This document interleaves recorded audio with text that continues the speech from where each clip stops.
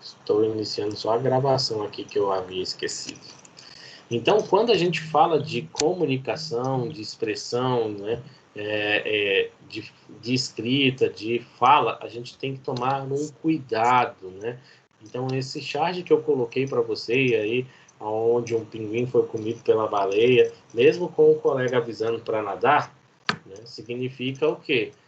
A comunicação ela foi corrompida pela sua expressão de fala.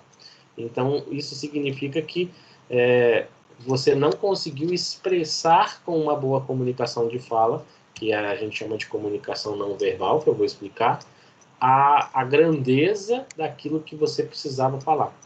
E isso é um dos principais argumentos utilizados hoje dentro dos tribunais pelos advogados e promotores e juízes, né? A expressão, a comunicação.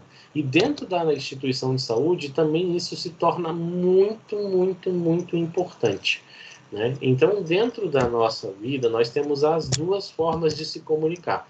A comunicação não verbal, que é aquela que você vai se expressar com o seu corpo, com o toque, com o gesto, e até com palavras curtas e gírias, não é isso?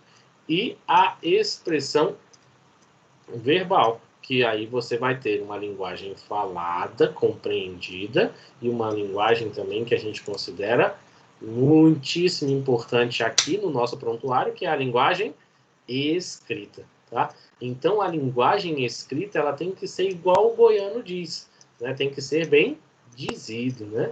Tem que ser bem dizido. Então, a gente precisa nos expressar tanto bem na linguagem falada, quanto na linguagem escrita, né? E isso é importante para que a gente tenha uma boa comunicação, é importante para que a gente possa expressar alguma situação a um cliente, um paciente, com muito mais exatidão, né? A comunicação não verbal, ela expressa algumas reações que naturalmente elas são expressões de uma fala, né? Então, o que acontece?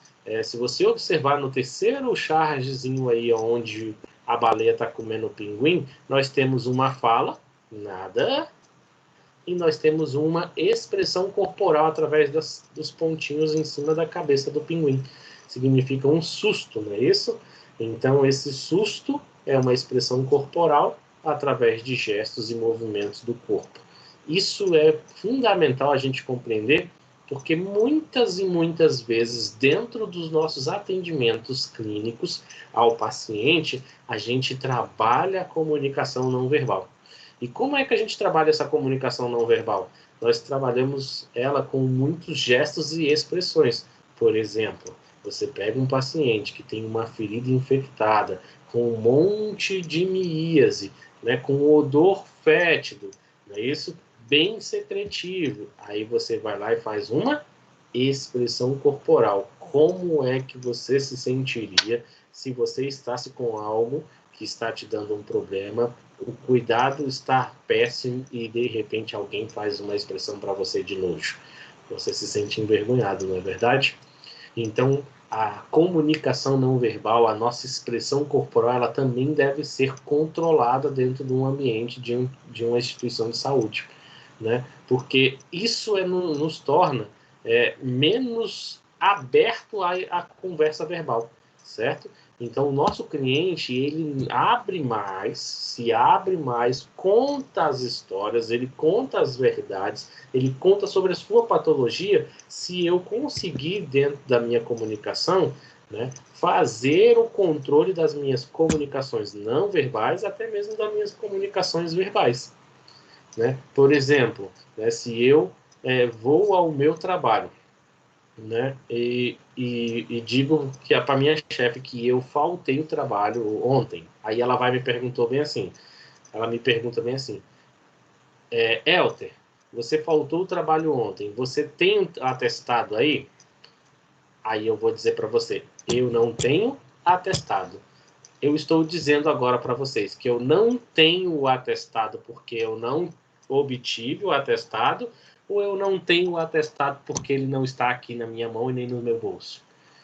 Perceberam a diferença, né, que a gente pode encontrar em uma frase e ela pode se tornar dois momentos diferentes e totalmente prejudiciais de um para o outro, né? Porque uma expressão verbal falada, ela deve ser explanada, explicada, tá? Então, essa linguagem que a gente utiliza falada, ela é muito importante ao nosso paciente, né? Então, é muito importante a gente saber lidar com essas expressões faladas. Mas o mais importante ainda é a comunicação através da escrita, né? Nós, profissionais de saúde, a gente tem esse ponto de comunicação através da escrita, né? Através do nosso querido amigo prontuário, né? Então, quando a gente fala, né, de comunicação, de escrita dentro da saúde, a gente vai lembrar o quê?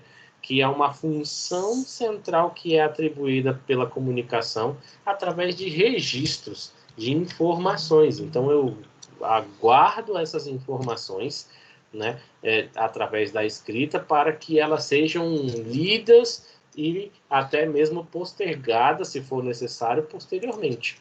Então, a comunicação da escrita, ela representa um meio documental, onde o meu cliente ele guarda isso num ambiente que é um prontuário do cliente, tá? E ali eu vou prescrever, eu vou realizar a transcrição, né, através de informações relevantes que o meu paciente necessita para o cuidado de saúde, tá?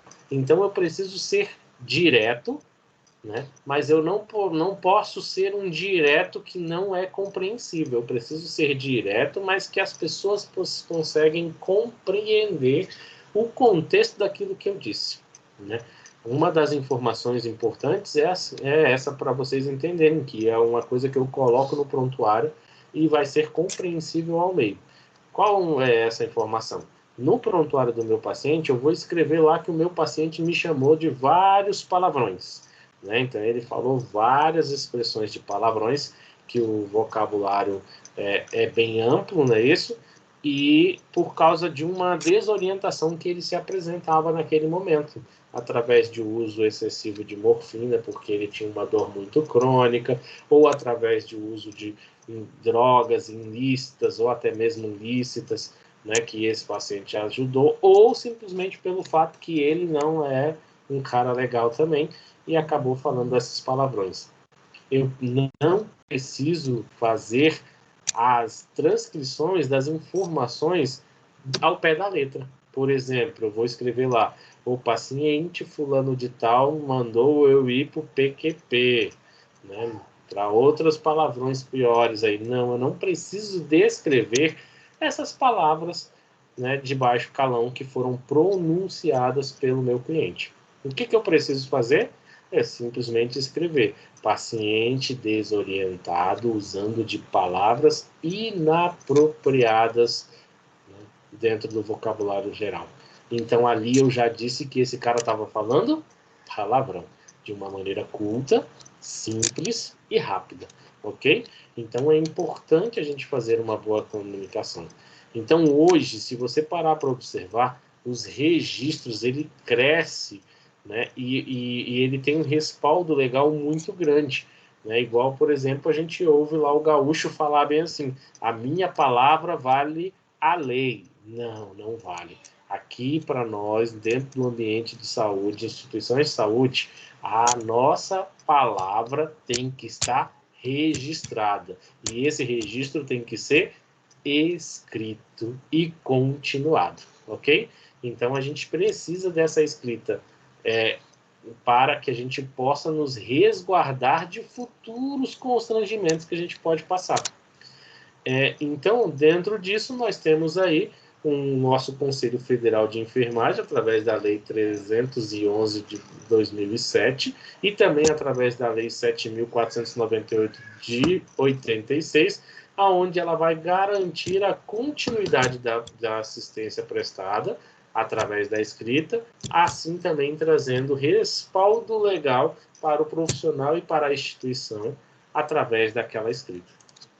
Então é importante lembrar que o prontuário do paciente é um acervo documental de uma forma padronizada, tá? de forma concisa, onde eu vou colocar registros do cuidado prestado ao meu cliente, tá? E esse registro não é um registro individualizado de situação. Por exemplo, o médico deve registrar. Não, ele é um registro de todos os profissionais envolvidos dentro daquele acompanhamento com aquele paciente, dentro de toda aquela assistência. Então, para que eu tenha essa assistência de qualidade, eu preciso que o profissional de saúde, ele pegue essas informações e ele coloque essas informações de uma forma correta, bem organizada, bastante segura daquilo que ele está falando, daquilo que ele está relatando, né? Completar a informação, né? Isso aqui deixa de acontecer muito, mas muito mesmo nas anotações de enfermagem, nas anotações médicas, nas evoluções, tá? Isso acontece muito, informações que não são completas, tá? E ela vai ficar disponível. Essa disponibilidade, quando a gente fala que ela é disponível, ela é uma disponibilidade assistida restritiva. Por que ela é uma assistida restritiva? Aqueles que participam da assistência daquele paciente, eles têm acesso disponível totalmente liberado, assistido. Aqueles que não fazem parte daquela assistência, eles são proibidos de ler ou visualizar informações coletadas dentro do prontuário desse cliente sem as devidas autorizações. Então, o que acontece muito, mas muito mesmo, se vocês pararem para observar, vocês vão lembrar aí, quem é técnico de enfermagem vai lembrar bem disso, o que acontece muito dentro da nossa profissão, né? Eu sou um enfermeiro Helter, a Isabel está com a mãe internada, e aí, porque eu trabalho lá naquele hospital, eu tenho acesso disponível. Mas olha, se alguém reclamar, eu sou processado e condenado, porque eu estou visualizando um registro privado, tá? Por isso que o nome é chamado prontuário do paciente, tá? Então eu não tenho autorização, mesmo dizendo aqui que ela é disponível, para estar observando um prontuário de um paciente, tá? Se eu não estou prestando a assistência a esse paciente, eu não presto essa assistência, eu só estou lá de curioso, então isso é ilegal, ok? E dentro da legislação pode te dar 6 meses até 2 anos de cadeia, prestação de serviços comunitários e multas, ok? Tá? Então a gente tem que tomar muito cuidado com o que a gente vai pegar lá no prontuário para ler. Outra coisa importante que a gente tem que tomar cuidado é o uso de informações desse prontuário, tá? Se eu vou fazer uma linha de pesquisa, como vocês agora que são estudantes vão fazer uma linha de pesquisa, tem todo um processo para que eu possa utilizar de dados documentais de um prontuário de um paciente, tá? Então eu tenho todo um processo ético onde eu vou dar entrada para solicitar a permissão de usar os dados documentais desse paciente, tá? Então é importante a gente lembrar disso. O prontuário ele vai trabalhar de diversas formas. Então ele vai trabalhar, construir registros técnicos, também de forma científica, ética, tá? Ele vai fornecer tanto para os colegas profissionais, para as instituições de saúde, registros importantes que podem trabalhar aí a melhora, né, do prognóstico desse paciente, assim também como dentro das instituições fica mais fácil para eu fazer um faturamento de gastos desse paciente, documentação de auditorias que vai estar lá registrado, as ações da enfermagem, as ações dos médicos, dos fisioterapeutas, então vai ter toda a conduta de tratamento, se ela foi feita com qualidade ou não, prestado para o cliente, tá? Então, o prontuário do paciente é valiosíssimo e merece muito cuidado, porque é um documento, e é um documento importantíssimo, tá? Porque conta a história pregressa desse paciente dentro de uma patologia ou outras, tá? O prontuário de um paciente, ele é único, tá? Apesar de vocês pensarem assim, e no nosso país a gente ainda tem algumas situações que fazem ter mais de um prontuário, mas o prontuário ele é único. O paciente ele tem um único prontuário. Então, por exemplo, se você for hoje nas redes públicas, né, você foi atendido hoje na Ceilândia, amanhã você foi atendido no pronto-socorro do Guará, depois da manhã você foi atendido em São Paulo, depois da manhã você foi atendido no Rio de Janeiro, todos eles teriam que ter acesso ao primeiro prontuário, tá? Então era uma coisa sequencial. Todo mundo tinha que saber tudo, tá? Ele não tinha que ter vários prontuários. Então eu ia ter um prontuário que teria toda a história pregressa da minha vida de atendimentos de saúde, ok? E os aspectos legais, quais são os registros, né, de enfermagem, o que é que eu tenho que fazer, né, dentro desse prontuário. Então, os registros de enfermagem eles vão garantir uma comunicação dentro das equipes, que a gente hoje tem um déficit muito grande, porque a gente, em vez de escrever que um paciente está com uma eliminação diurética no período de 12 horas de 500 ml, a gente fala assim, ó, o paciente fez xixi no saquinho, tem 500 ml. Né? Então, essa é a informação que a gente pega num registro de enfermagem. Né? Então, a gente perde a técnica. E por isso, por perder essa técnica de escrita, né, nós temos um registro de informações que teria que ser uma boa comunicação entre o enfermeiro, o técnico e o médico, e eu não tenho. Por que eu não tenho essa boa comunicação? Porque se você parar para observar, o médico não fala xixi e cocô com frequência. Ele atua dentro do termo técnico específico. Né? Então, ele acaba deixando de ler as evoluções e anotações de enfermagem pela falta de qualidade dos registros das equipes. Tá? Então, é importante a gente tomar esse cuidado. Além disso, esse registro ele vai vir de forma continuada. Tá? Então, ele vai constar um único documento, certo? Onde vai ser relatada todas as ações de enfermagem junto ao cliente, tá? De forma cronológica, não é isso? Então eu venho por datas e horas de uma forma cronológica. Uma ação incorreta pode trazer em várias implicações éticas, civis e criminais de um cliente, por um cliente para o profissional de saúde, tá? E ele pode ter vários danos, tanto para o enfermeiro quanto para o paciente, tá? Então é importante a gente tomar esses cuidados. E o prontuário ele vem se evoluindo, né? Então nós tínhamos antigamente o prontuário no papiro, tá? Que é esse modelo aqui, que era a gente tem aí como exemplo principal as Santas Escrituras, os 10 Mandamentos, né? Que foram feitos em modelos de prontuários, né? Os 10 Mandamentos foram feitos em uma tábua e aqui nós temos os pergaminhos, como dizem os nossos antigos, não é isso? Fomos para o prontuário de papel, né? E aí a gente tinha pilhas e pilhas e pilhas de papel, e hoje nós temos o prontuário eletrônico.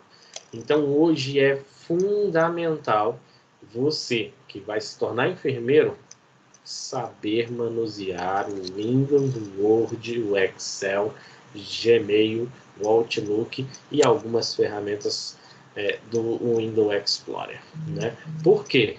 Porque os nossos registros hoje, a nossa forma maior de comunicação entre pacientes e comunicação interpessoal de profissionais é através do meio eletrônico, ok?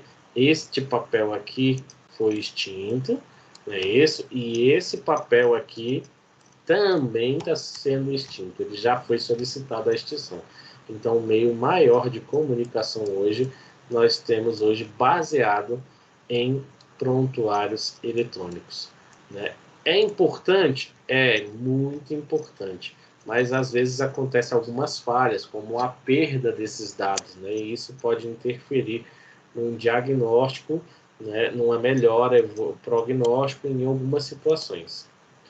Então, dentro de instituições, a gente vai trabalhar o prontuário dentro de um formato, onde a gente vai dizer, primeiro, né, a gente vai trabalhar nesse nosso contexto de prontuário, a identificação de um paciente, a folha de evolução médica e das equipes, a folha da prescrição médica com os seus remédios, a folha das anotações, que são as anotações de enfermagem, a folha da SAI, que é a sistematização de enfermagem, resultados, né? E alguns hospitais ainda pedem um formulário de controle de gasto para que ele possa realizar as devidas cobranças, dos materiais de consumos daquele paciente. Então, para que a gente consiga entender bem o que é um prontuário, nós precisamos observar isso daqui. Nós temos aqui de antemão os 10 mandamentos do prontuário, né? O nosso primeiro mandamento do prontuário é fazer todo o registro de maneira clara, objetiva e legível, tá? Esse é o primeiro mandamento aí para ter um bom prontuário de cliente com uma boa interpretação de escrita. O segundo mandamento é fazer somente anotações que se referem a situações e atividades clínicas ao paciente. Nada de jogo da velha, recado dos amigos, telefone dos namorados, ou coraçãozinhos e beijinhos e abracinhos. É importante lembrar que isso é uma prova documental e isso é um registro de um documento legal e qualquer informação adicional fora dos padrões podem causar a perda da veracidade desse documento, ok? Então, se por exemplo, essa evolução aí, ela perdeu totalmente um direito de proteção. Como assim proteção? Porque se aqui, dentro desse meio, né, aconteceu algo com esse paciente e ele escreveu nas informações aqui embaixo, né, esse documento seria a salvação do profissional, porque ele ia descrever todo o fato dentro dessa evolução. Mas ele acabou de perder o direito disso quando ele rasurou o documento oficial. Ok? Terceiro mandamento. Todas as evoluções e prescrições devem ser feitas de forma diária, com datas, horas, assinatura e carimbo, tá? Hoje o Corém exige de todo profissional enfermeiro e técnico o carimbo, certo? Isso daqui é regra. Antigamente ele falava o quê?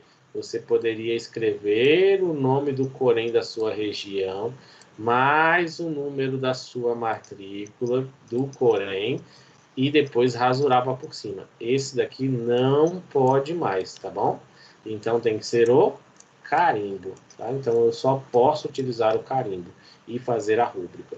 Ah, mas eu não posso escrever tudo por extenso, professor Elter. De acordo com as novas regulamentações do Corém, não podemos mais distinguir o uso do carimbo. Até porque quando a gente vai assinar o nome, assinar um documento, é necessário que todo e qualquer ser humano saiba quem é esse profissional. Se você escreve por caneta, pode ser que eu não consiga interpretar a tua escrita para saber os seus dados necessários que eu quero, como o carimbo, né, nos vai apresentar, que é o quê? O número do seu registro e o seu nome completo.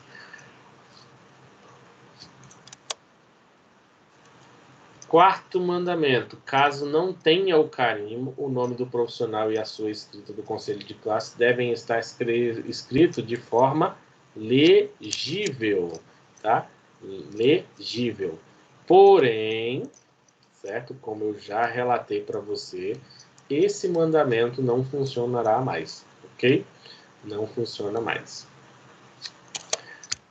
Quinto mandamento: todas as folhas do prontuário devem ter a identificação do paciente com a etiqueta ou por escrito. Então, se eu tenho 10 folhas dessa evolução, eu vou ter o nome do meu paciente escrito completamente, com data de nascimento, número do prontuário de registro, idade do paciente e diagnóstico nas 10 páginas.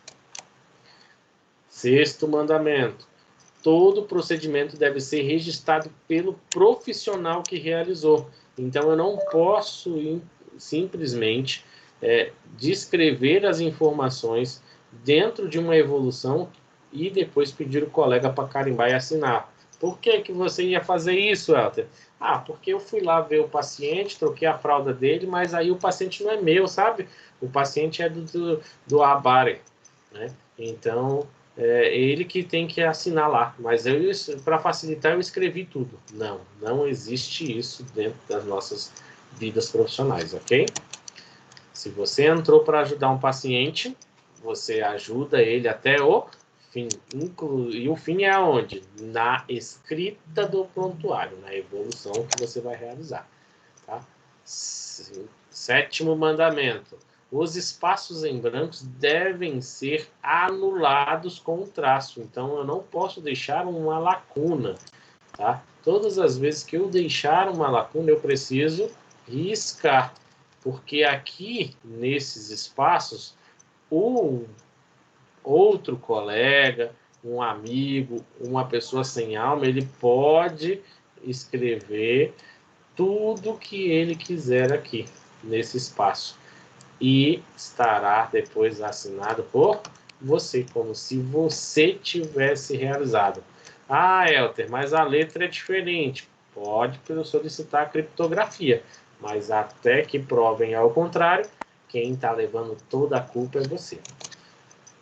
Oitavo mandamento: é proibido usar lápis, fita líquido de correção em prontuários. Não podemos rasurar de forma nenhuma esse documento. Mas, Helter, eu fui lá e escrevi uma palavra errada. Eu não posso corrigir? Sim, tem a maneira correta de se reescrever um documento, né, corrigindo a escrita anterior errada ou a frase que você tenha errado também. Tá bom? Nono mandamento: proibido rasurar as anotações. Acabei de explicar aí junto. E o 10º mandamento: é proibido o uso de abreviações. Quando a gente fala que é proibido o uso de abreviações, é importante você escrever que são abreviações que não estão dentro do contexto do português, tá? Porque nós temos abreviações que estão no português, tá? Então, esses a gente pode utilizar sem problema nenhum. A gente só não pode utilizar abreviações que não estão dentro do contexto da língua portuguesa, tá? Então, a gente tem que tomar esse cuidado aí. E, dentro disso, o que eu tenho, então, né, de ruim ou de bom num registro de prontuário? O que eu tenho de ruim num prontuário é deixar de realizar qualquer tipo de informação crucial para o benefício do paciente. E o que eu tenho de bom? Estar protegido dentro dos registros legais de qualquer transtorno que aquele paciente ou a causa da enfermidade ou até mesmo os colegas venham me proporcionar junto com esse paciente. Então, para isso, a gente tem vários registros de lei, onde a gente tem as informações de que o paciente ele necessita desses registros e que você, como profissional, necessita também de estar se resguardando profissionalmente para que não tenha problemas futuros. Então, nós temos o artigo 5, a Lei 7.498 de 96, a Resolução do COREN 311/7, o Código de Defesa Civil nos artigos 186, 927 e 951. Nós temos o Código Penal no artigo 18, lá na questão do inciso 2, Temos a Lei de Defesa do Consumidor lá no 8078 de 90. O que lá fala? Na Constituição Federal, no artigo 5, a gente tem lá uma informação de que são invioláveis intimidades, vida privada, honra e imagem de pessoas, assegurando o direito de indenização de danos materiais, ou, faltou, cortei o ou ali, oral decorrente da sua violação. Então, é um meio de proteger aqueles documentos, né, que você tem dentro do registro, que é o seu prontuário. Lá na Lei 7.498 de 96, lá no que se dispõe do exercício de enfermagem, nós temos o que devemos registrar e quem deve registrar o quê. Então, nós temos as atribuições necessárias de cada equipe profissional. Então, aqui nós temos as atribuições do enfermeiro e também nós teremos as atribuições técnicas, né? Então, nós temos as atribuições aqui de cada um relacionado a um artigo e a um decreto diferente. Ok? Outra coisa importante, a gente ainda coloca a questão do auxiliar de enfermagem, porque ainda existe profissionais auxiliares de enfermagem que ainda desenvolvam e atuam dentro dessa situação. Mas a profissão de auxiliar de enfermagem, ela foi extinta dentro do nosso país, que é o Brasil, tá bom? Então, as profissões que existem hoje são enfermeiros e técnicos de enfermagem. Auxiliares de enfermagem, somente aqueles que ainda estão na ativa e não ganharam ainda a sua tão gloriosa aposentadoria. Dano, né? O dano, ele pode causar várias situações. Então, alguns artigos do Código Civil, ele pode causar dano moral, indenização, exigência de provas de ofensa, várias situações que podem causar aí devido à violação ou até mesmo à omissão dentro dessa escrita que o meu paciente fez. E temos alguns registros de informações onde o meu processo de cuidado, de escrita, ele tem que estar constando de forma clara, objetiva e completa. Então, olha lá, dentro da nossa resolução 311 de 2007 do COREM, nós temos os artigos 25, onde diz que se registrar no prontuário do paciente as informações inerentes e indispensáveis ao processo do cuidar, que é aquilo que eu falei para você, que é importante registrar tudo que eu tenho relacionado ao cliente, tá? E nós temos no artigo 41, que é prestar informações de forma escrita, verbal, completas e fidedigna, para assegurar a continuidade da assistência. E no artigo 54 nós temos, após o número da categoria do Conselho Regional de Enfermagem e assinatura quanto ao exercício profissional. Então, também é importante a gente ter isso daí. E dentro disso a gente vai vendo mais as situações. Quais são as proibições que nós temos hoje dentro do COFEN com as responsabilidades e deveres da escrita no prontuário? Primeiro, no artigo 42 ele me diz o quê? Que assinar as ações de enfermagem que não executou, bem como permitir as suas ações que sejam assinadas por outros, é uma proibição grave, ok? Que pode causar vários problemas na sua cabeça. Então, o prontuário de um paciente ele deve ser bem preenchido, detalhado, deve afastar algumas alegações e ele deve ter um cuidado com 3 situações importantes que nós vivenciamos todos os dias dentro da nossa vida profissional, que é a negligência, a imperícia, imprudência e negligência, tá? Dentro do nosso serviço. É importante lembrar que quem trabalha na área de saúde, ele tem uma função baseada dentro do código de ética. E isso leva a um relacionamento profissional, um bem-estar dentro da sua atividade, junto com uma boa postura, né? E um cuidado dentro da assistência do paciente. Então, é importante a gente tomar esses devidos cuidados, que de forma bem rápida e básica, as principais diferenças que eu hoje vou mostrar para vocês de negligência, imperícia e imprudência, para que a gente não possa ser vítima de um exercício profissional dentro do nosso conselho de ética lá. Então, vamos lá. Negligência. O que é negligência? Negligência é deixar de tomar uma atitude ou de prestar uma conduta que era esperada numa situação. Tá? Então, você deixou de prestar essa assistência em uma situação. Então, você age com descuido e indiferença, ou você não age, tá? Com descuido e indiferença, você vai tomar uma atitude aí mais tranquila, né? De ficar mais light, só fazer o basicão, tá? Isso é negligência. Então, você deixou de tomar a atitude necessária, tá? Então, você não se preocupou com aquela situação. Imprudência é uma vez que você se propõe a uma ação, né? E dentro dessa ação você não tem nenhuma cautela e é precipitada essa sua apresentação aí, essa sua ida até o paciente. Você não deixa de fazer algo, as pessoas não deixam de fazer algo e não é uma conduta de omissiva, como a negligência.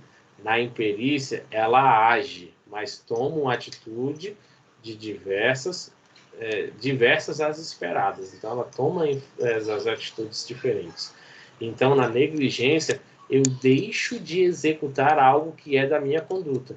Na imperícia, eu executo aquilo que não estava no script, não estava escrito para que seja daquele jeito.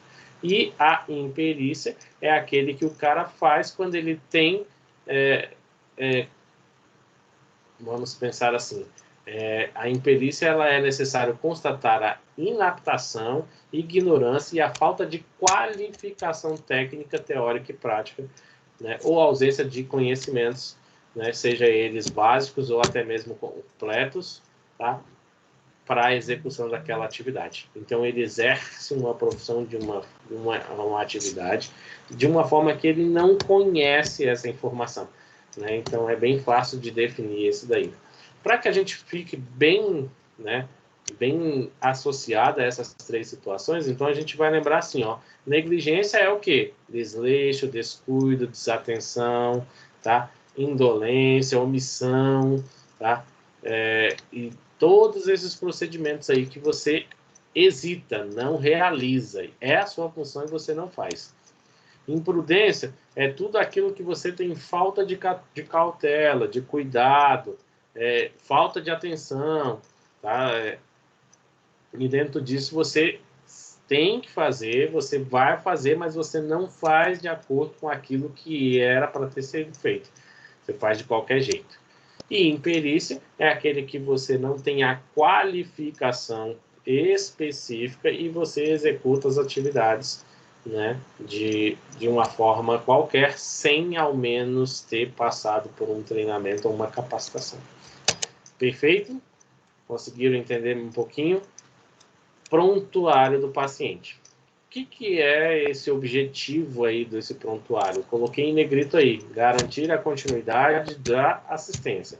Ele tem todas essas informações, mas a principal delas é garantir a continuidade da assistência.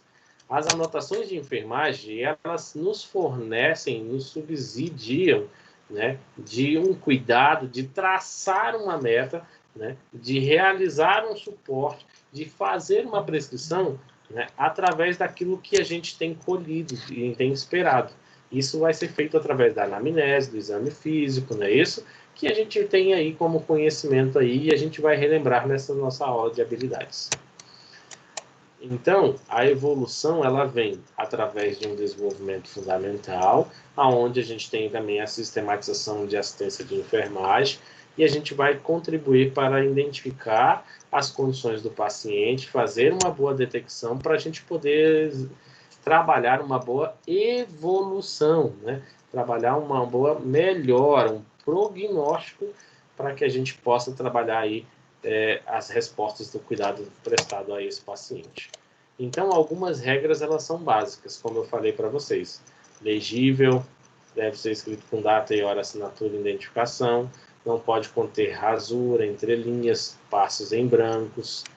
O que mais? Devem ainda constar respostas do paciente frente ao que foi prescrito pelo enfermo, intercorrências, sinais e sintomas, registro após prestado uma orientação, informação, priorizar a descrição das características como o tamanho em centímetros e milímetros e as quantidades como ml e litros. Tá? Coloração e forma também são muito importantes. Não conter termos que deem duplo sentido ou que deem conotação no valor. Por exemplo, dizer que o meu paciente está bem ou está mal, muito ou pouco.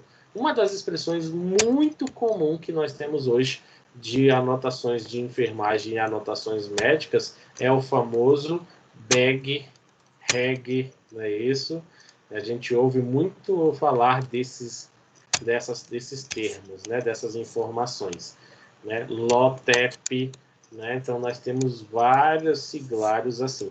Primeiro eu preciso saber, que vocês lembram que eu falei ali no início, que é proibido abreviações que não esteja dentro do contexto da língua portuguesa. Então a primeira regrinha é observar se essa informação ela está na regrinha portuguesa, da língua portuguesa, ok? Segundo é cair nessa informação, não conter termos que deem conotação de valor, como bem, mal, né, muito ou pouco. Então, quando eu coloco o meu paciente que está em BEG, eu estou dizendo que ele está em bom estado geral. Se ele está em bom estado geral, o que ele tem que fazer? Ir para casa, não é verdade? Porque se ele está internado, ele não está num bom estado geral. Ele tem alguma deficiência. Então, vocês conseguem perceber que essa informação ela é uma informação imprecisa, eu não consigo identificar o que o meu paciente tem. Tá? Então, é importante a gente tomar esse devido cuidado, tá? Nessa informação. E isso é um erro muito comum mesmo entre os médicos, enfermeiros e fisioterapeutas, que é colocar lá, o paciente está em BEG, em bom estado geral, ou está em REG, regular estado geral. O que é regular para você? Porque o regular para mim é o mais ou menos. Deu para entender? Também não, né? Para você, o regular também é o mais ou menos, mas o que é mais e o que é menos? O que seria o mais ou menos para você? Então, são expressões que para cada ser humano, ela tem uma informação diferente. Então, se eu disser para você que o meu paciente está em regular estado geral, em REG, para o outro, para o profissional, ele pode estar em bom estado geral, porque ele acha que ele melhorou de ontem para hoje. Tá bom? Então, tem que ser informações precisas, não podem ser informações vastas, largas, espaçadas, né? Como que a gente não consiga ter uma direção. Manter apenas abreviações previstas em literatura, tá? Devem constar dados simples que não requeram maior aprofundamento científico.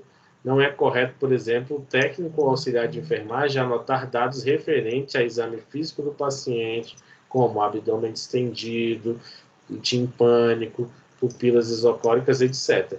Visto que para a obtenção desses dados é necessária a realização de um exame físico. Então, às vezes, dentro de uma anotação de enfermagem, a gente olha o técnico de enfermagem e fala assim, nossa, aquele enfermeiro escreve tão bem, ele escreve lá abdômen globoso, né, ou abdômen distendido, doloroso, indolor, né, mas ele não fez a palpação, a percussão e a ausculta.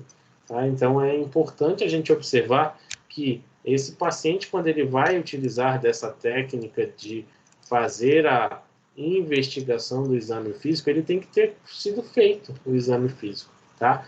E ele tem que lembrar que também é uma função privativa do enfermeiro ou do médico, ok? Então, se vocês pararem para observar, vários registros podem estar aí associados. Então, a gente tem várias revistas, vários lugares onde a gente tem informações de que a gente se assegurar uma boa comunicação entre os membros da equipe, a gente garante aí uma continuidade boa e uma melhor assistência ao paciente. Então, eu coloquei vários documentos aí que mostram esse poder da caneta. O que eu tenho que lembrar agora? Já que o senhor falou, Elter, de anotação de enfermagem, que não pode conter exame físico, então o que é isso daí? O que eu tenho que fazer? Anotação de enfermagem, o que é anotação?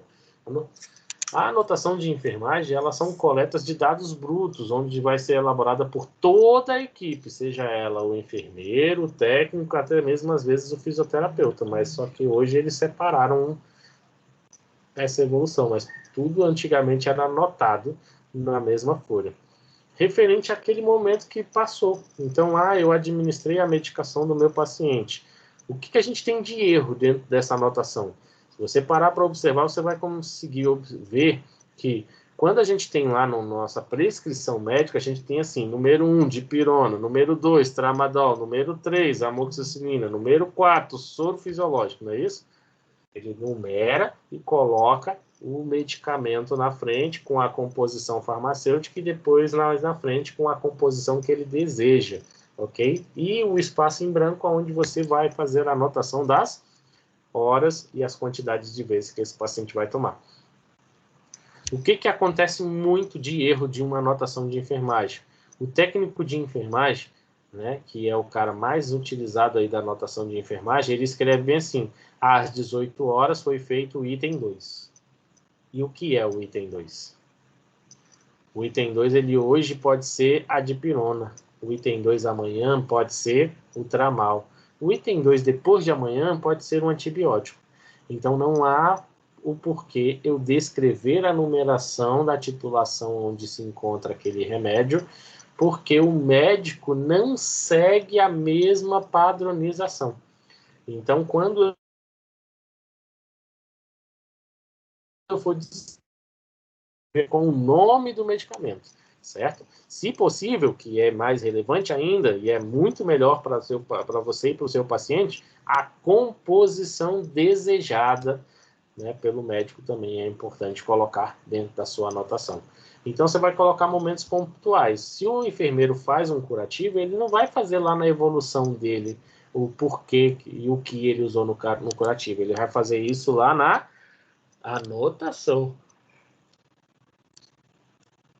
A anotação de enfermagem ela tem que estar prescrita. E o que acontece hoje? Nós encontramos uma única anotação de enfermeiros no plantão de 12 horas, dia, e uma única anotação de um enfermeiro no plantão de 12 horas, noite. Então, em 24 horas, nós só temos 2 anotações. E é aquelas anotações assim: paciente em bag sem queixa, segue os cuidados de enfermagem.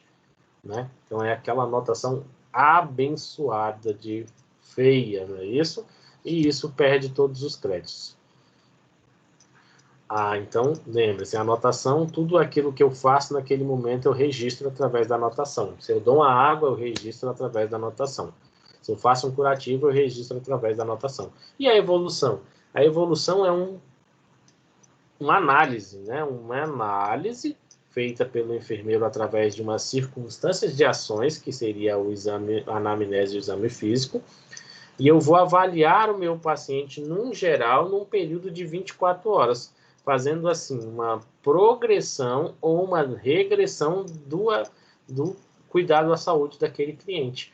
Então, eu vou ter que fazer uma análise muito mais detalhada, fazer um exame físico encefalocaudal, né, isso bem detalhado, com percussão, palpação, né, ausculta, onde eu conseguir e tiver a oportunidade de fazer esses procedimentos, né, de exame físico, juntar junto com a anamnese do meu paciente. Quando ele é um primeiro viagem, eu tenho que coletar a anamnese toda. Quando ele é um segundo viagem, eu preciso somente atualizar as informações daquele momento, tá?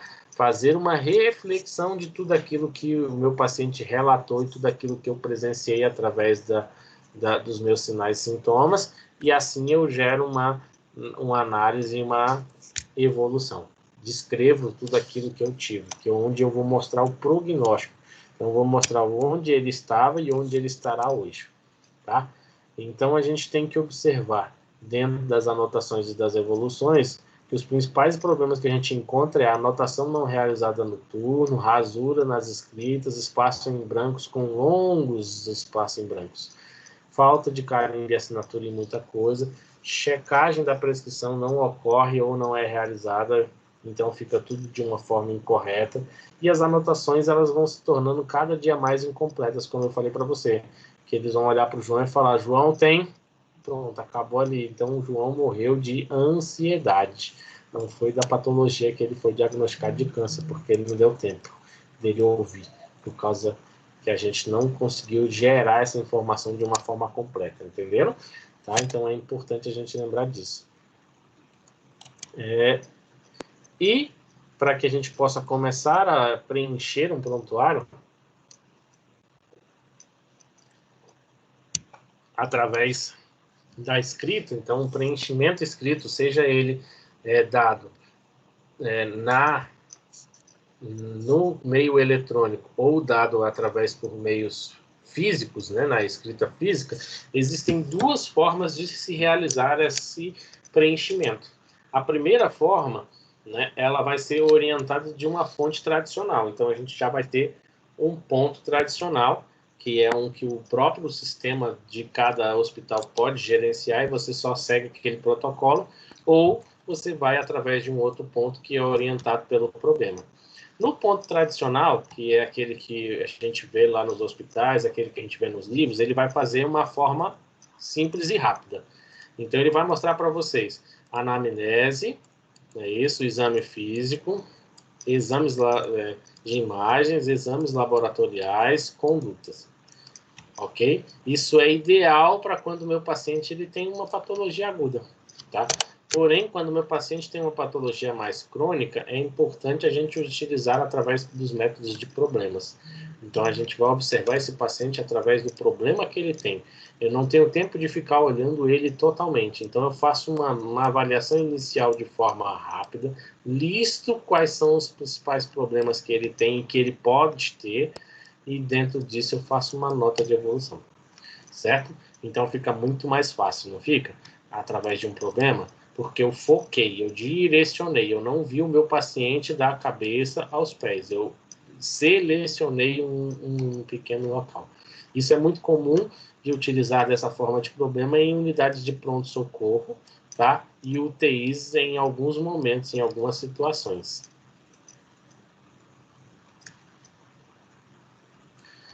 Quando você vai fazer a consulta do paciente, você tem aquela história, né? Isso que a gente chama de a primeira consulta, tá? Então, a primeira consulta que você vai fazer naquele paciente, é isso, você vai usar a base para todos os atendimentos posteriores. Então, a sua anamnese, junto com o seu exame físico, ela tem que ser totalmente detalhada, totalmente segura daquilo que você está escrevendo, daquilo que você está avaliando, ok? Então, você precisa ter isso como conduta para a sua vida. Então, o que você vai fazer? Você vai olhar uma lista, né, vai gerenciar para você uma lista com problemas. Né? Então, você vai ver o quê? Um problema qualquer dentro da sua normalidade e o que não é um problema. Então, aquilo você vai separar. A queixa dele é um problema. Fato pode ser um problema. Observação pode ser um problema, tá? E aquilo que ele acha que não é um problema, que aí ele vai dizer assim, eu suspeito que estou com a possibilidade de, o meu mal-estar pode ser, ok? Então, a gente está gerando aí essa problemática. Gerando essa problemática, a gente vai ver o que é problema e o que não é problema daquilo que ele tem. Então, ele tem asma, é um problema. Ele tem angina, é um problema. Ele tem hipertensão, um problema. Se ele tem suspeita de HIV, não é um problema. É uma doença, precisa ser cuidado, mas não é um problema agora para mim. Possibilidade de ter câncer também ainda não é um problema. A partir do momento que ele tem o diagnóstico que ele tem câncer, agora é um problema. A mesma coisa da suspeita do HIV. A partir do momento que ele é HIV positivo, ele vira um problema. Mal-estar. Né? Eu estou com mal-estar. É um problema? Inicialmente, não. Tá? Ninguém tem um mal-estar geral. Ele tem um mal-estar secundário, que é o mal-estar que está causando mal-estar geral. Então, às vezes, ele tem uma dor abdominal que se tornou uma dor generalizada. Tá? Esgotamento, tontura, tá? Tudo é a diferença entre o que é problema e o que não é problema. Vendo isso, você vai olhar o quê? Os tipos de problema. Então, eu vou ter um problema que ele pode ser um problema vindo, né? Um problema que pode ser crônico, um problema que pode ser agudo, ou um problema que ele pode ser agudo e crônico ao mesmo tempo, certo? Ou nós também temos um outro tipo de modelo aí que a gente também trabalha dentro daqueles 3 ainda, onde nós temos aí um problema, que ele pode ser um problema que está ativo, ele pode ser um problema que está inativo, ou ele pode ser um problema que estava ativo e se tornou inativo, ou que ele estava inativo e se tornou ativo, ok? E a terceira situação de detalhe que a gente tem que observar se esse problema ele é um problema diferente, né? Como assim? Eu olhei que o meu paciente ele tem um problema agudo, né? Então esse problema agudo dele me gerou o quê? Um outro problema, saber se está doendo agora ou se doeu. Então aí eu vou descobrir se esse problema ele é ativo ou ele é inativo, ou ele é ativo e inativo ao mesmo tempo. Então eu descobri que eu tenho um problema, né? Ele está ativo e ele é um problema pessoal, né? Então eu tenho que observar, porque às vezes é um problema comigo, às vezes não é um problema comigo, às vezes é um problema familiar, ok? Com isso eu vou para o próximo passo, que é detectar o problema. Então agora eu vou ao ponto. Então eu vou observar e olhar esse paciente. Então eu vou olhar o sujeito. Como é que eu vou olhar esse sujeito? Eu vou olhar esse sujeito de uma forma rápida, concisa, mas detalhada. Então, a primeira coisa que eu vou fazer é a anamnese. Depois, dentro da anamnese, eu vou fazer a colheita dos dados sugestivos que tem ali, tá? Então, eu vou fazer o quê? Uma descrição, ou até mesmo um ideal, tá? E vou vendo dentro da anamnese dele a correlação que esse paciente tem aí com o problema. Depois eu vou para um objetivo mais físico, porque primeiro eu perguntei a ele e tentei descobrir o que ele tem através de que ele relata. Agora, eu estou indo para a prática, então eu estou indo examinar o meu paciente, então eu vou palpar, percuntir, auscultar, não é isso? O meu paciente. Eu vou realizar alguns exames nesse paciente, tudo no objetivo de descoberta. Depois eu vou na avaliação, né? Então eu vou olhar os fatores que deram de alteração no sujeito e no objetivo e vou ver as hipóteses, vou olhar o meu raciocínio clínico, vou ver se há alguma dúvida para que eu possa refazer ou reajustar o subjetivo e o objetivo que a gente fez anteriormente, tá? Com tudo isso, eu tenho um diagnóstico, não é isso? Então, agora, dentro do diagnóstico, eu vou ter um plano, tá? Um plano de quê? Um plano para trabalhar dentro desse problema. Então, eu vou ver que cada problema merece um plano de ação. Que plano de ação seria esse? Uma orientação, que seria uma forma educacional, uma terapêutica, que também seria uma forma profissional, e um diagnóstico, que seria ali o tratamento desse paciente. Então, com isso, eu tenho uma forma prática de trabalhar isso daí.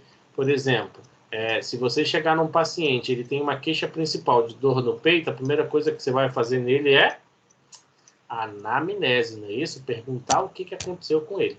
Perguntou o que aconteceu com ele, você vai olhar lá, ó, ele é um senhor de 65 anos, que há 4 horas iniciou com uma dor torácica, um aperto no peito, que vai irradiando pelo braço esquerdo, náusea, sudorese, palpitação, e ele usa Ramipril de 5 miligramas, ok? No membro inferior direito. O meu paciente está com uma hipertensão arterial sistêmica, é obeso, possui uma dislipidemia, conforme o relato dele, e é sedentário.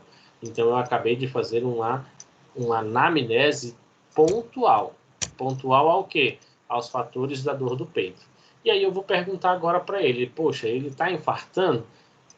Ele pode estar infartando, quase certeza que sim, ele está infartando. Mas aí eu preciso perguntar se ele tem histórico de infartos na família, certo? Então eu fui pontualmente à dor do peito, que foi a queixa principal, buscar essa informação. Então eu vou perguntar para os familiares se eles, ou até mesmo para o paciente, se houve dentro do vínculo familiar proximal alguma relação de infarto ou de morte súbita, tá? Então aí eles relataram que o irmão teve um infarto do miocárdio e a mãe tem artrose. Tá? Aí eu parto para o exame físico. Tá? Então, eu coletei os dados locais daquilo que eu quero.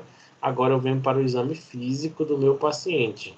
Tá? Verificar todos. Então, eu verifiquei a pressão arterial, a frequência cardíaca, né? Consegui verificar os murmúrios, né? Vesiculares, os pulmões, o abdômen, tá? Então, consegui verificar tudo nesse paciente. Além de ter feito os exames físicos no paciente, solicitei alguns modelos de exames também para ele ser realizado, como o eletrocardiograma, porque eu tive lá dor no peito, não é isso?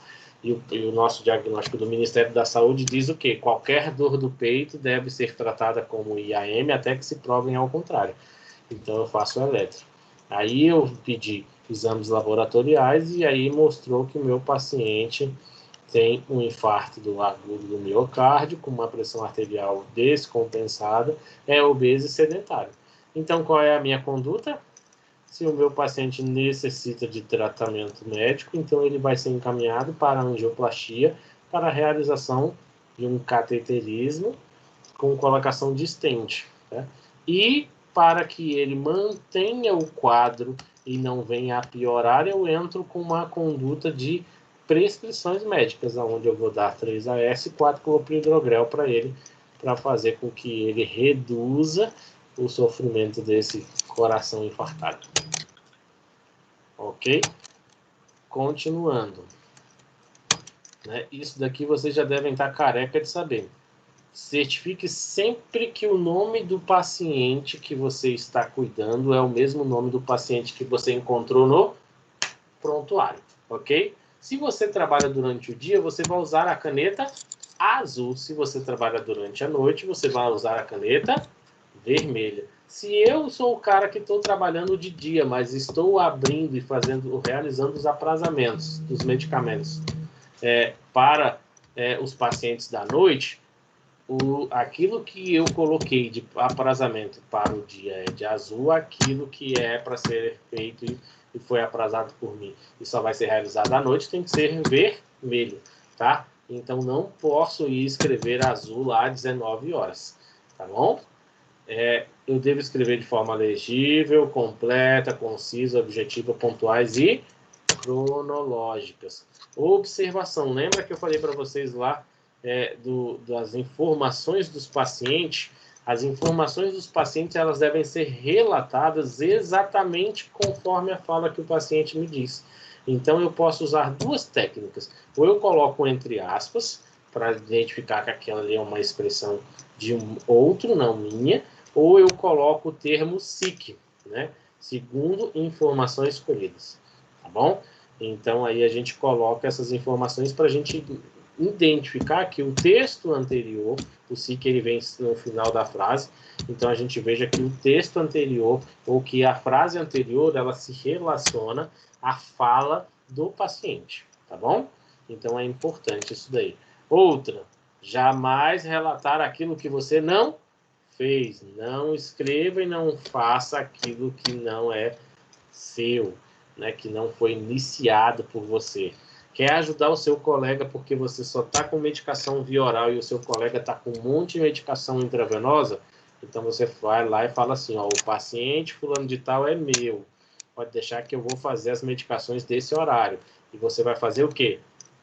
Você vai pegar o medicamento, preparar o medicamento, administrar o medicamento, guardar, se for necessário, guardar o medicamento e anotar o medicamento no prontuário do cliente, né? Não é porque o enfermeiro, né? Não é porque o enfermeiro é rotineiro foi lá e escreveu que você vai ficar com o seu João, que eu não posso fazer nada no nome do seu João, certo?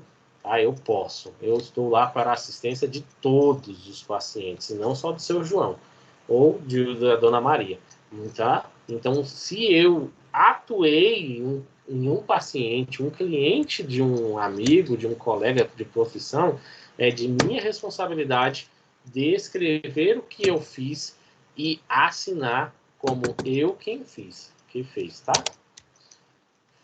Documentar, notificar ao médico o motivo da orientação fornecida por ele, tá? E data, hora, assinatura, não ter rasuras, cuidado prestado deve estar sempre escrito conforme rotinas específicas, constar a resposta dos pacientes frente ao cuidado, o profissional de enfermagem não deve confiar na memória. O que é isso aqui? Ó? O paciente não pode confiar na memória. É importante a gente ressaltar isso daqui. Tá? Por que eu digo que é ressaltar isso aqui? Porque hoje você trabalha na Secretaria de Saúde e a gente sabe como é, vocês como estagiário vão para lá, e aí eu tenho o quê? Eu tenho um enfermeiro que cuida de 20 pacientes. Então, uma pessoa está cuidando de 20. Aí, o que esse cara aqui faz?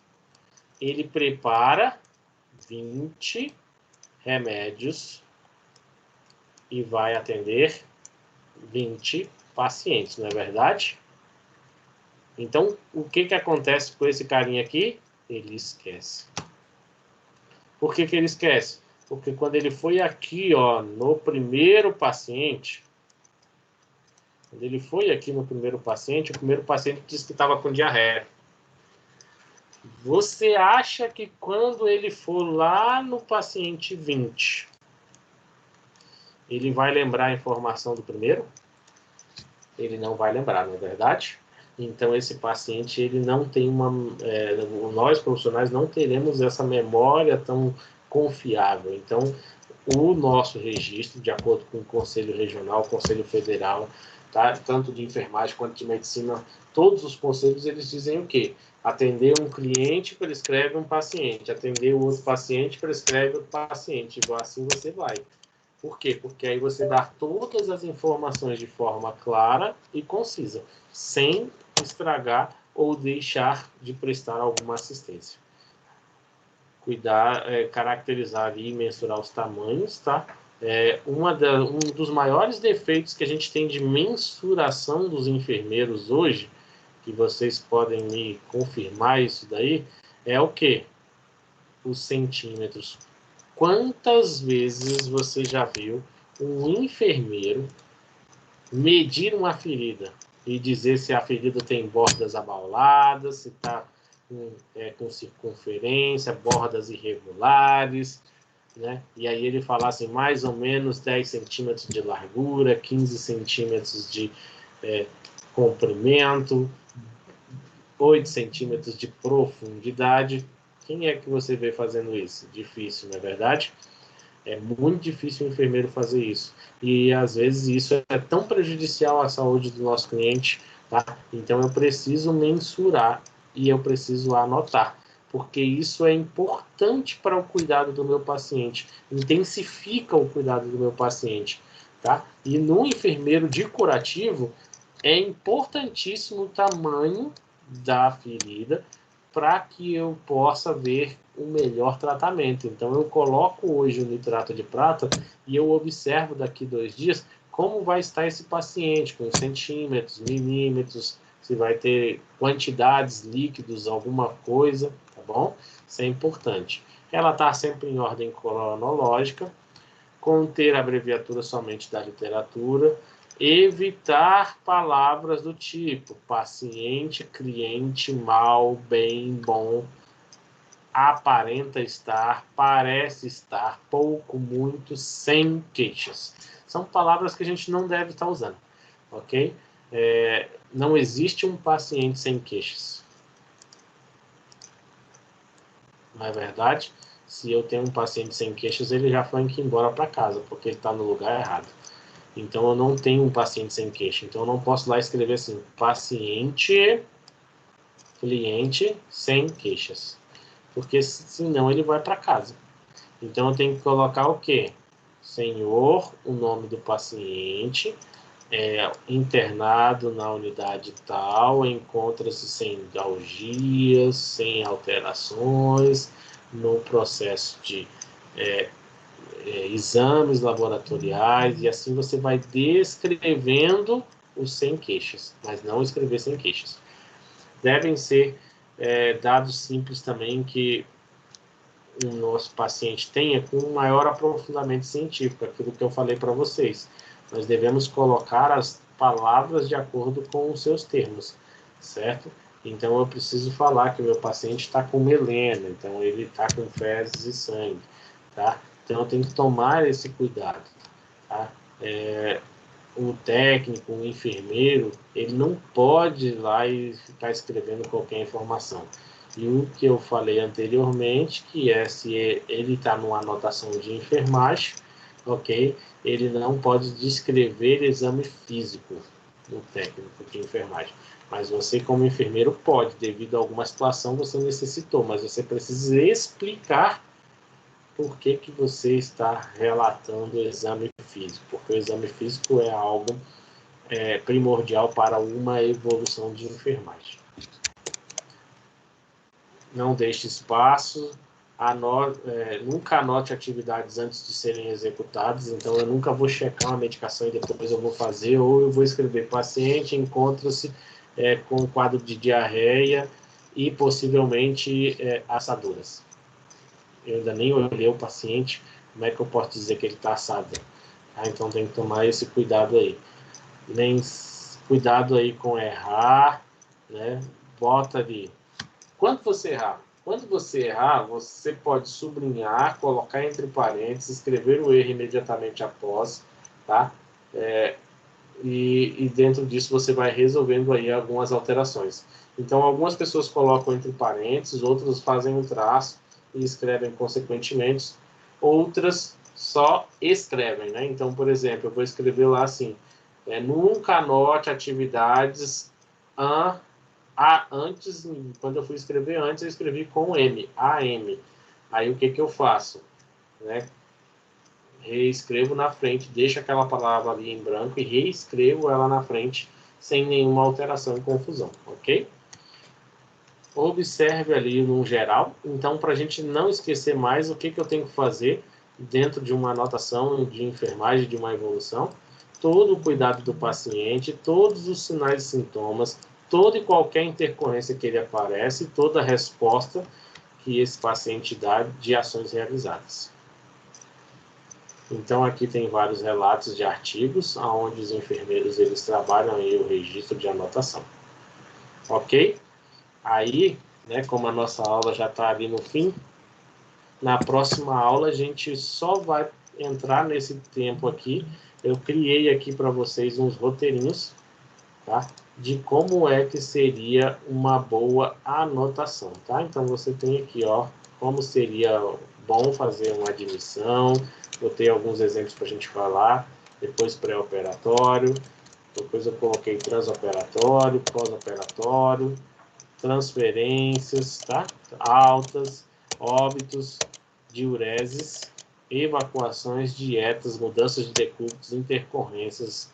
Tá? Coloquei vários exemplos de rotinas aí de quais são as informações que nós devemos ter e devemos anotar, ok?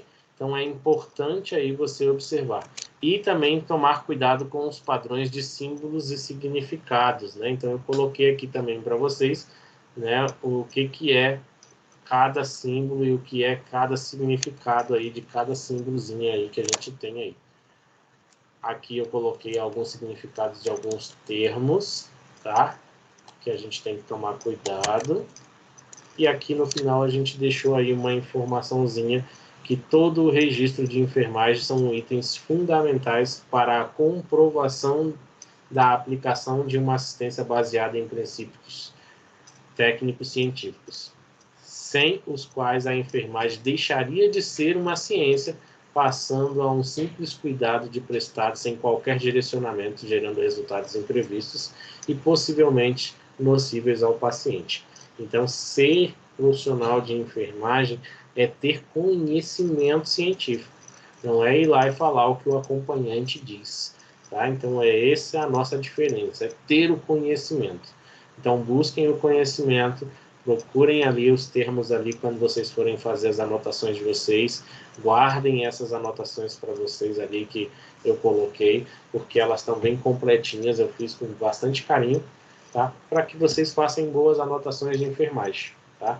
E na próxima aula a gente vai falar sobre algumas documentações e algumas informações aí que a gente vai ter sobre evolução de enfermagem também. Ok? Certo? Dúvidas? Professor, Oi. esses slides vai ficar lá no AVA? Eu O vou senhor vai postar lá colocar no lá? lado. Vou postar eles lá para você sim, tá bom? Ok, obrigada. Outra perguntinha. Pergunte. Professor, o senhor sabe me falar, me informar qual um dicionário dos termos técnicos que eu possa comprar? Eu posso olhar para você uns aqui, porque eu tenho que ver como é que está a atualização deles, tá bom? Tá bom. Para a gente não te passar nada que seja depois algo atrasado, Ok. tá bom? Obrigada, viu? Nada. Outra coisa, gente, eu preciso que vocês façam, né, uma atividade para mim. Então vamos anotar aí no caderninho de vocês, está gravando ainda também, depois vocês vão ter essa gravação lá, e aí vocês podem ouvir novamente, se caso se perder. Nós teremos uma aula sobre infecções. Né? Então eu quero que vocês façam uma pesquisa para mim, quais são os principais pontos de uma unidade hospitalar que tem infecções, o maior índice de infecção de qual ponto do hospital, se é na clínica médica, na UTI, no pronto-socorro, o porquê, tá? Então, ó, principal local, estou escrevendo aqui também para eu não perder. Principal local de infecção no hospital.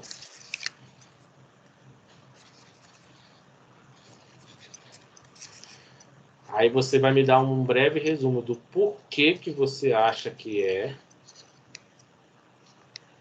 por que aquilo lá é o principal local e como você resolveria esse problema. Ok? Vocês vão fazer isso daí em mais ou menos 3 laudas. Então, os 3 laudas são 3 folhas, tá bom? Então, vocês vão olhar para mim um local que vocês lembrem lá. Pode ser até o local de vocês. Eu sei que alguns vão ter lá, senão vai sair só um TI daí de vocês. Então, vamos cada um no seu ponto.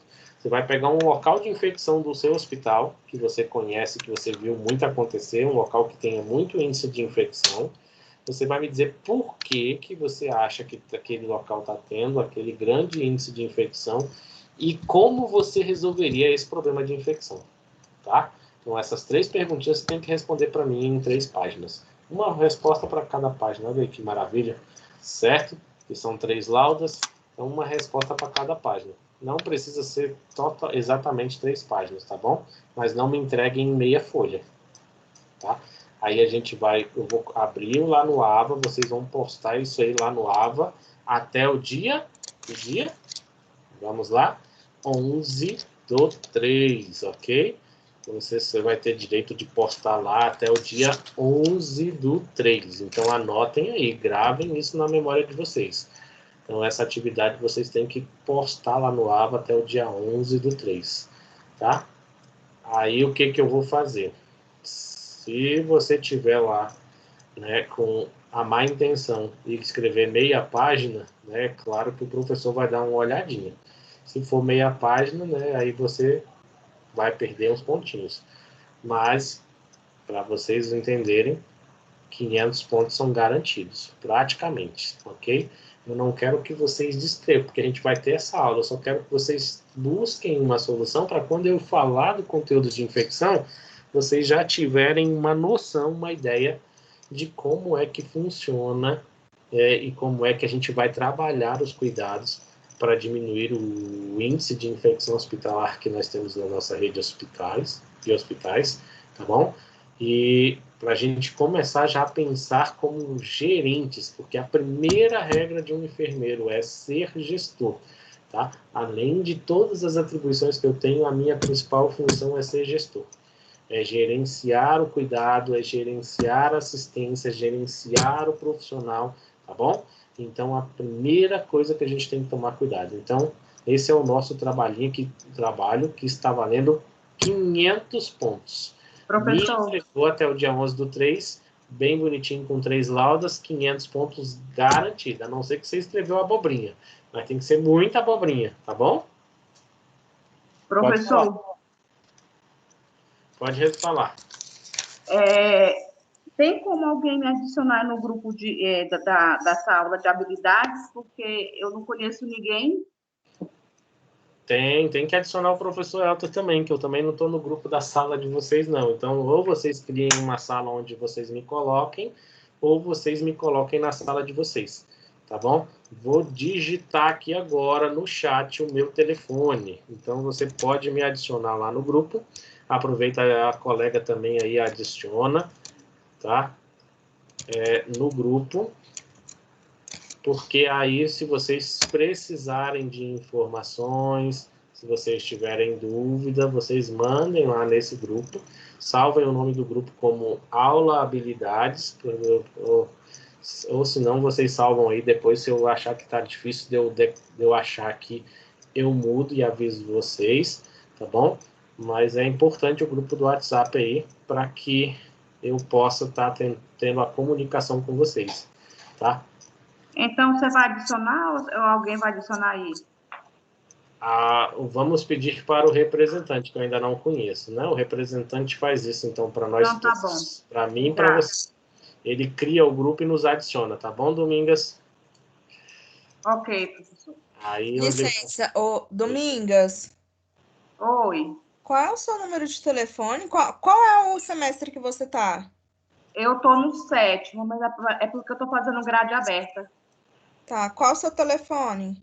É 9304-4103. Pronto. Aí, já estamos aí fazendo o grupo novo aí. Tá, ok. Eu mandei, professor, uma mensagem para o senhor, sim, viu? Mandou? Não vi Sim. aqui agora não, porque o celular está até aqui do lado, mas não mexi não. Mas eu olho... Pelo WhatsApp, tanto que o senhor pediu para mim procurar a coordenadora do curso, que não é nem a nossa coordenadora.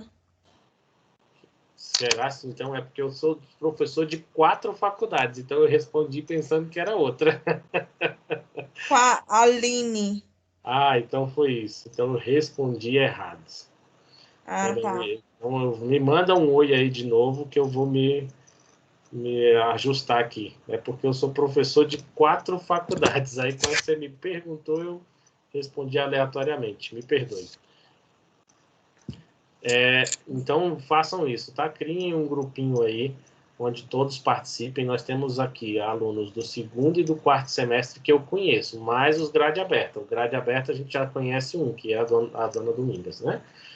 E aí a gente vai se comunicando.